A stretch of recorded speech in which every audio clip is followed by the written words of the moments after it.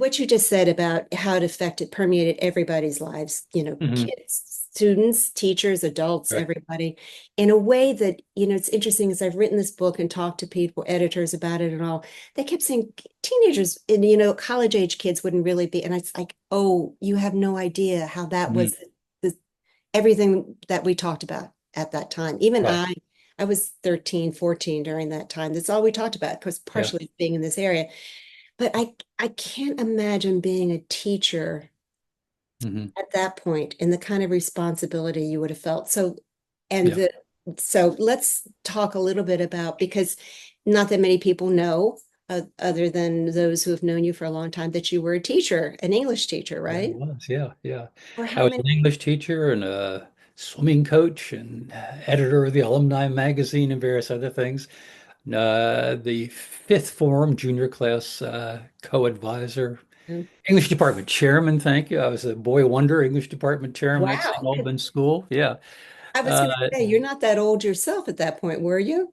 oh, hell, no, I was still shy of, let me see, I was still shy of 30 at that point. That's what I thought. Yeah, if Yeah. I do my math right. I was just turning 30 as Watergate came to a conclusion. For Yeah, those who aren't from the Washington area, can you describe just in general what St. Albans is sure. in terms of, And in a sense, more, maybe even more important what it was. But what it is also important too. Um, St. Albans School was founded as part of the Washington National Cathedral. It's part of three schools on the campus, NCS, St. Albans, and a lower school, Beauvoir, which goes up, I think, went through fourth grade then, something like that. And it was in those days, in the early days, it was what were known as the cave dwellers, the old Washington social lords. They own St. Albans School, they own the cathedral. That grip began to loosen somewhat in the 50s and 60s, but it was still then the school of choice for, along with Sidwell Friends, but more so for the than that. I think Sidwell Friends might be ahead of it by now, but it was the school of choice for political, for leading politicians, for journalists, and for the sort of secret people who always kept the city, together and things like that. The parties, the famous parties, Kay Graham's parties. Kay right? Graham's son went to St. Albans. He was there when I got there, Stephen. Although he'd never had anything to do with the paper, as far as I can recall.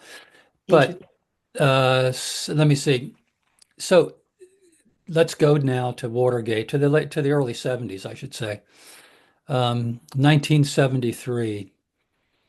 Among the students in that class were Henry Richardson, whose father, Elliott, would be fired as the Attorney General in the famous Saturday Night Massacre.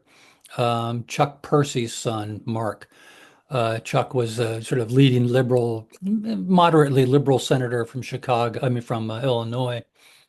Neil Bush was there, George W.'s brother, George H.W.'s son, Marvin, his brother was there for a while.